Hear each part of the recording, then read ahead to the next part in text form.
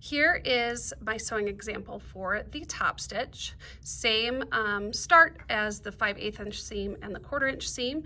I have 2 fabric squares with my right sides together. I'm going to sew down the side where my pins are facing. This time, I am going to line up the edge of my fabric inside my presser foot, and I like to use the little red dash to line up the edge of my fabric. So starting very close to that top edge, turning my hand wheel towards me, I'm going to start with my needle down in my fabric, keeping the edge of my fabric lined up with that red dash. I'm going to forward stitch 3 to 5 stitches, back stitch to the edge of my fabric, forward stitch all the way down, removing my pins before I get to them,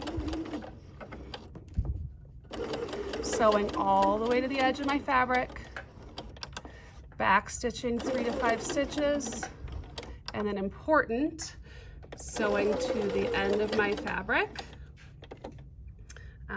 to finish my stitch. Then I'm going to make sure that my uptake lever is in the top, the take-up lever is in the top position. Raise my presser foot, pull the tails of my thread long, and cut them off. And this is what my top stitch sample looks like.